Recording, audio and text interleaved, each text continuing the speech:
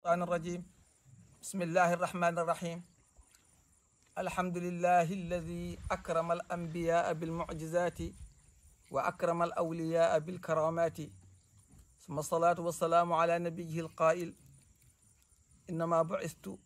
لأتمم مكارم الأخلاق، أو إنما بعثت معلما، صلى الله عليه وعلى آله وصحبه وسلم. ورضي الله عن شيخنا التجاني ممد كل أولياء الله تعالى. ورضي الله أيضا عن العلماء العاملين الذين غاصت أقدامهم في بحار الشريعة فاستخرجوا نفائس الأحكام ومكارم الأخلاق، ووسعتهم السنة فلم يخرجوا عنها إلى البدعة السيئة، كنحو شيخنا عمر الفوتي رضي الله تعالى عنه، وكنحو شيخنا شيخنا أحمد جاك ومن هو كمثلهم. السلام عليكم ورحمة الله تعالى وبركاته. بندرابي جولبي، bandiraɓe enɗam, bandiraɓe yiɗɓe, bandiraɓe fulɓe, kala ɗo vidéo ji mbawi yettoyade foof, min calmini, min beltanima on, min duwonima on kadi e lewru nelaɗo Allah sallllahu alih w sallam, mawlude walla mbiyen gammu 2023 mo ganduɗa so tawi ari wonta artu, gammu goɗɗo ma artu, gammu 2023 wonta artu. Alhamdulillah rabbil alamin, dal tawaɗen nde Allah wurti en e wurtinirde ɗum ko mawɓe gurtiniranno mawlidi nabi sallllahu alih w sallam, woni wadde ɓurde, so gasni waɗa mawluda, waɗa hen dewowuji, juula hen annabi sallllahu alayhi wa sallam. En garti e yewtere men nde gownoɗen wadde kala mbo teddinirɗen burdi men. sen gasni wadde burdi o, en gasni wadde firo burdi ngo, on saaha ndewnen hen yewtere makko, hunde e jikkuji makko, beele julɓe en mbawa naftorade. Burdi 2023 ɗo e ɓokki jawe dulal ceerno Mouhammad Ahmad Diak teddinira ɗum ko mo assisu hada al mawqit, mo ganduɗa kañum woni laslinɗo gorguinɗo ngal ɗo duɗal, woni ceerno Ahmad Diak, mo ganduɗa ko jinnaɗo amen, kañum jibini min, kañum jangguini min, kañum kadi yamiri yomin garga min jangga ha Allah waɗi no waɗiri ni. Kanko on ceerno Ahmad Diak noon, kanko teddinira burdi 2023 o. En ñaago Allah tan nde Allah tasere en barke makko, dendagal moƴƴereji ɗe o gollani Allah, Allah jaaɓi, ceerno barkeji mum yo rufe emen, barke Qur'anil azim. Ceerno Ahmad Diak ñalama foof mami haalane makko hunde e jikkuji makko. Hande mami suɓani mi haalanma dewal Allah makko, so janggo ari inchallahu taala, so tawi mi yejjitani mi haalama fadde ko tampani diine Allah o e ko tampani gandal e ko nafti Qur'anil karim. ñalama goɗɗo ari mi haalanma holno ceerno Ahmad Diak waadi e enɗam mum, holno ceerno Ahmad Diak waadi e julɓe, hol relation hakkude makko e seeranɓe e moƴƴuɓe, hol relation gonɗo hakkude mabɓe. So ɗum ɓenni geɗe ɗe Allah waɗani ceerno Ahmad Diak e teddule ɗi ganduɗa so Allah rokki ɗum jiyaɗ ni foti wiide alhamdulillahi rabbil alamina. Nde ceerno Ahmad Diak heeɓi ɗum wi alhamdulillahi rabbil alamina. ɗeni gueɗe so Allah jaaɓi inchallah mi en jewtu ɗum. ceerno Ahmad Diak enen fof enen gandi nelaɗo Allah sallllahu alayhi wa sallam yewtirte ko ha ande, moƴƴo yewtirte ko ha ande, wona pour yo wiye stey kaari, ala, ko ha jikkuji moƴƴiɗi yimɓe nana ɗum, goto fof wawa ñambude hen. hayso hitani foof ñambuɗa e jikku nelaɗo ko jikku goto tan, so ɓoyta moƴƴat. ni a hawri fodde mawludaji 15 a ƴetti jikkuji 15 a woɗɗo yedde, haysa gasnidani kam moƴƴuɓe ɓe kadi ɗum ɓe jangtorte, ɗum ɓe jewtirte kadi, kala jikkuji moƴƴiɗi nan ɗon hen eto ɗon, kala ko moƴƴere nan ɗon jomum waɗi gandon ne waɗo ndekete eto ɗon wawde wadde ɗum. ceerno Ahmad Diak ko neɗɗo jiɗɗo dewal Allah, guila ko law, guila ko law tawi ko Allah, guila ko law noon yirte ɓaari ko mawɗo kalta, woni miiɗa wiyata guila ko suka, wiyata guila ko law. kanko ceerno Ahmad Diak no joom Hamzi o wino ni: alifan nuska wal ibadata wal khalwata tiflan wa hakada nujaba. kanko ceerno Ahmad Diak o wowi dewe Allah gila ko law, gila omo janga, gila nan ko dewo Allah, ne waɗi ko dewowo Allah. joomen defte on mbi so neɗɗo woni suka, Allah wurtima e hoore mo, a woni dewowo Allah, a woni jangowo Qur'an, a woni juulowo, a woni nangude wirduma tijaniya lazim ma e wasifa ma, a woni baɗowo dewe ma Allah. joomen defte mbi wa hakada nujaba, labaɗo jogoɗɗo wonde hunde o aduna ko ni de fuɗɗorto. ayi kala hunde ne waɗi maaleji mum,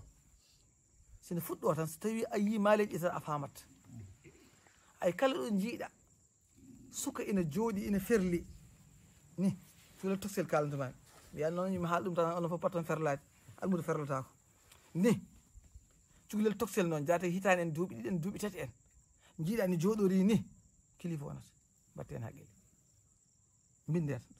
mi yani yo jaab noon mi yani yo jaab kono binde kala ɗo jiiɗa suka tokoso ni jooɗoro ni tan woni jonde mum ko kilifa woni so Allah wurni ɗum batte hen haqqille nani kala ɗo jiiɗa suka tokoso fijirde makko ko otamo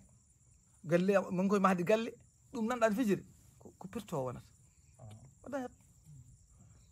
ko Allah one longinde ruhu o ko jogori wonede janggo kala ɗo jiiɗa cukalel toksel tan rendin paɗɗe tan ha hewta joɗɗi jangue tan ne fiya paɗɗe jangue ko ceerno wonata o ceerno Ahmad Diack ɓe mbi gila ko law nehnoɓe mo ɓe nehimo ko mbiyete ko Demba Kudeji Jaabu ɓeɗo nehimo taniraɓe makko ɓe mbi gila ko law noon o waɗanno e bawɗe Allah o rendi noon paɗɗe ha heew tan jangue on fiya paɗɗe ɗe sa noon seeɗa ɓe janguinirat ni kala ɗo jiiɗa suka ne waɗe puccu a yiija asɗo firtata haydara ali garbati haydara firtata ne hawni binde kala ɗo jiiɗon batte noon giƴƴi kene ay no waɗɗorani no waɗɗa waɗa puccu ni noon tan kadi nata hawni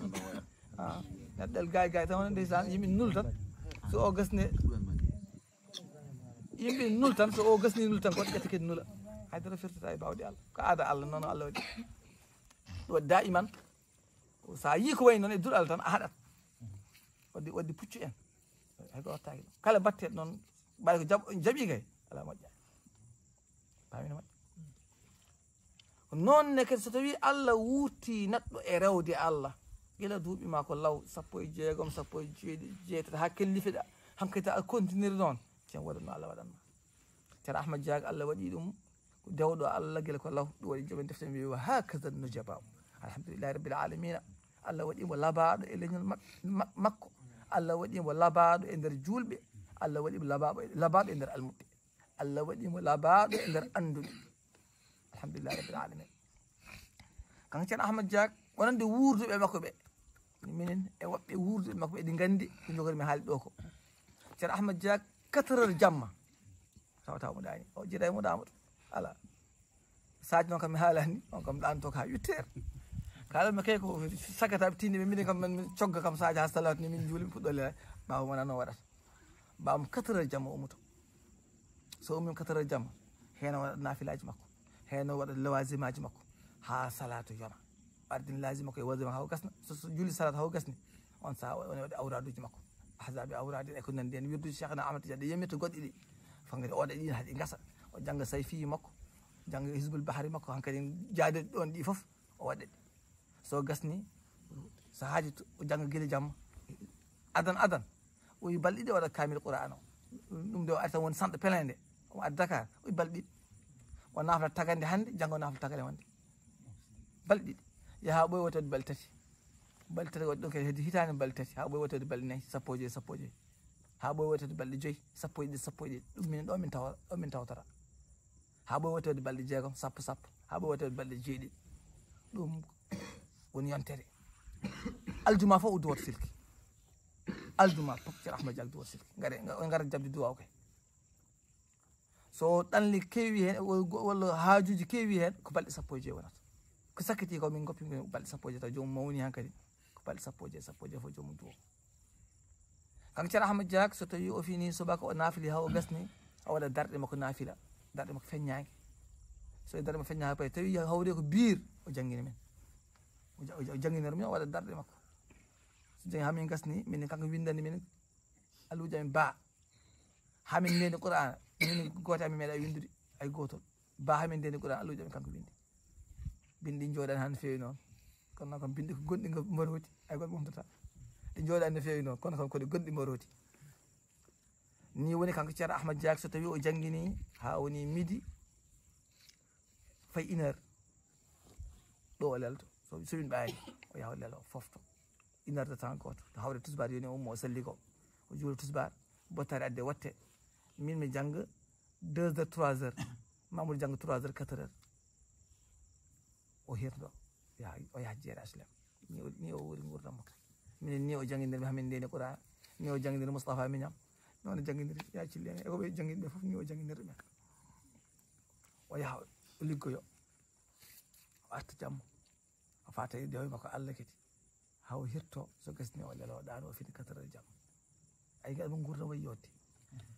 seyɗan ala hen gueɗal fofof ko dawal Allah hatta liggoyanne ko dawal Allah jomen defte en mbi kala ɗo aɗa yiye e nokkuji ɗi tan yiye e nokku aɗa faggitoɗon baraji woni dewal Allah walla aɗa faggitoɗon kalis no gurduɗa fof ko dewal Allah ceerno Ahmad Dia denna gurdam ko ɗo waɗi ɗum jiitamo tan ko galle makko walla jama walla jeere no mawɓe Fuutankoɓe mbiyanno ni sa yiiɗi wonde jiyaɗo Allah tigui rigui nokkuji tati poɗɗa yiyede guesa ma galle duɗal ma woni ɗo jama gasi non de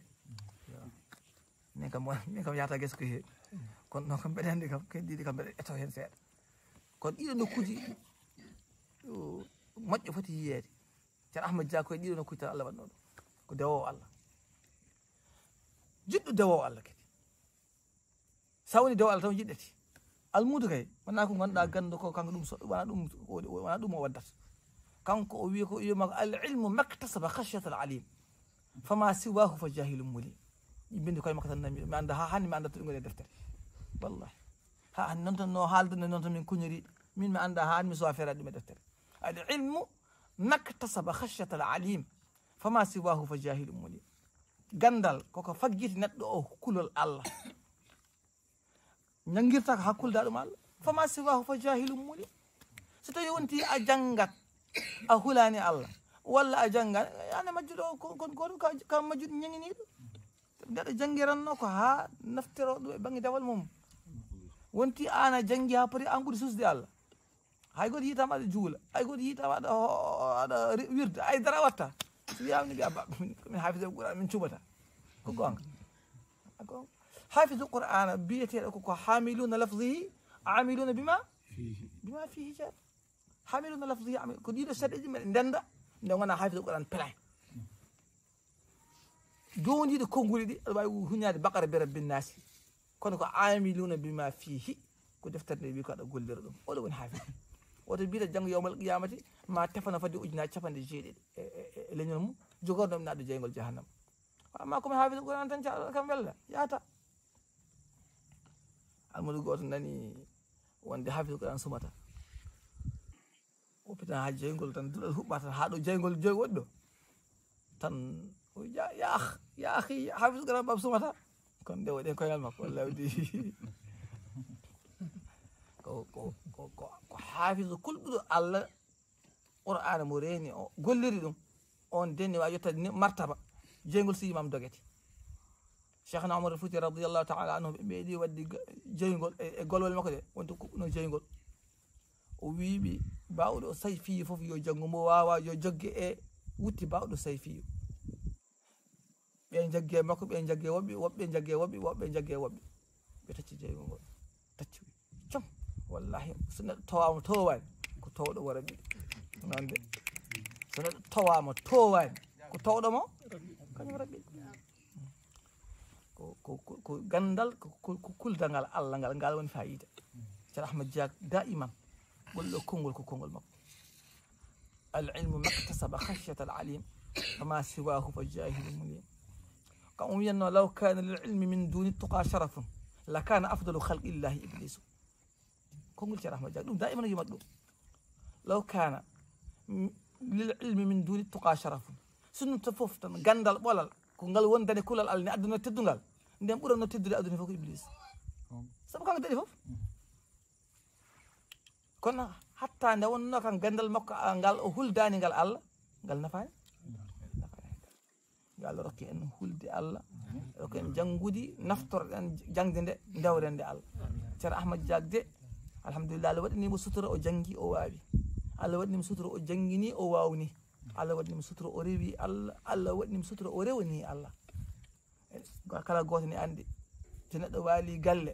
salatu a ummaki ala amo jaga ala ɗo mbaɗat galle mba Allah kay salatu ɗum ko welma metto hay saka kol mo finnir systéme jogona sehilaɓe nden min gara so salatu yoni min omandi so yi ko Mamadou Amadou tan mbiya Mamadou nam ɗo hewan sahay taw komi ɗanaki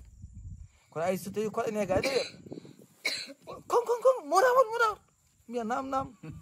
ha koɗo girñi to huula ɗo ɗe galle o ma juula salat tan nega joom ko mawɗo kawniɗo dewɗo Allah jewnuɗo Allah jannguɗo janguinɗo wawi wawni Allah rokki ɗum ka gueɗɗe Allah rokkimo jangi kadi jangini wawi kadi wawni rewi Allah kadi rewni Allah Allah tasena barke makko ko ɗum ko jubbande seeɗa tan e fadde dewi makko Allah mi haaldani foof mi haalama salatu tasbih mbo waɗat kan salatu altina aljuma fo waɗat salatu tasbih mbiyata hayso gurdama lawol gotol mbaɗɗa no wiyana sallah sallam wi noon bammo Abbas on salatu tasbih bawam waɗa altine waɗa aljuma altine ko baɗo aljuma ko baɗo haymo mbaɗɗo salatu tasbih alisi almam dimat waɗan ha joni bisimilla salatu tasbih hay goto ɗum kam cuusa ɗum wata kersine kam kay Abdoul Moutalib walla jiiɗa haali tan dal ɓe mbatte salatu tasbih ne moƴƴi min kam mbeɗa wadde hen tawi ko Allah wona ha woro noon waɗani bayan waɗanni de kamɓe waɗa salatu tasbih mine hoɗa moƴƴi ko gueɗe ɗi ganduɗa so tawi na sasa mbi sa waɗi ɗum ala ɓaccere e bakkat bawam waɗa altine waɗa aljuma ɗum ko guila dam wade min meeɗa yiɗon faɓa ɗum mi yiyani hay goto altine fo o waɗat aljuma fo o waɗat mawɗo kawniɗo e jiɗɗo dewal Allah kadi laɓɓina ɗum ha laaɓi cer mo jillani hen goɗɗo on ceerno Ahmad Dia yo Allah ken ñammudemo balni wadde ko ɓuuri ko waɗanno ko yo Allah waɗan en ɗum barke Qur'anil azim ko dawrowo Allah naafila darɗe dawrowo Allah kurus muɗum dawrowo Allah Qur'ana muɗum dawrowo Allah defte muɗum dawruɗo Allah façon dewe Allah fof alhamdulillah dawrowo Allah korka ceerno Ahmad Dia kala ganduɗum ne andi lewru Rajab o horata hen balɗe jeegom Chaban ko koro hen balɗe jeegom ɗum ko guila dawade ɗum ko 1900 ko 1960 hakkunde 65 e 66 en de woɗɗo andi o nde tukine o ɓami ɗum waddi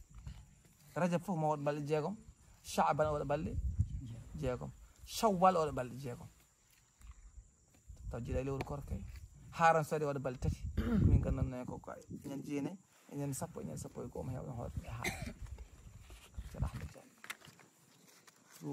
Arafa ari o hoore yawmo Arafa ɗum kanko ko neɗɗo bawɗo rewrude Allah ko wiyete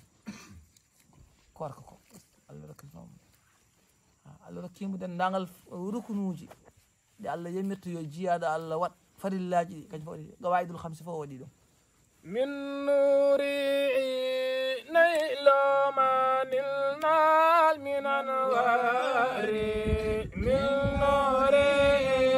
نيل ما نلنا من أنوار من نوري نيل ما نلنا من أنوار من نوري نيل ما نلنا من أنوار من نوري نيل ما نلنا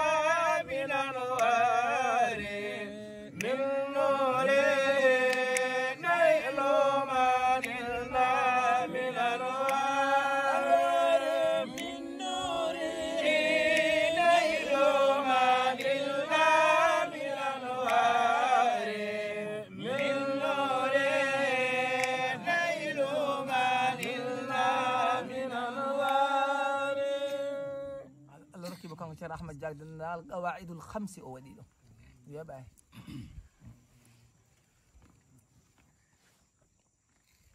walla wona juulowo mo rewaka e waktu goto koora ngaska kajja na Allah julɓe o tagi ɓe fof mbadda waɗa fof waddat ɗum wonɓe ganduɗa kajjoyta tan Allah hoddira yo kajjoy wonɓe ganduɗa wona askoɓe asama Allah jarribori basal gaskata wonɓe ganduɗa cellani wona lewru fof koora wona lewru korka fof hawreni celli koora wonɓe ganduɗa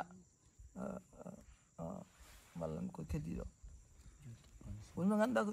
molara lay nalaɗo mum juulta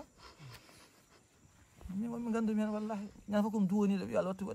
waɗi juuloɗo ceerno Ahmad Diaga alhamdulillahi rabbil alamina Allah rokkimo newnanimo loowe makko peewal hawa wawi gollude golle ɗe o golli ɗe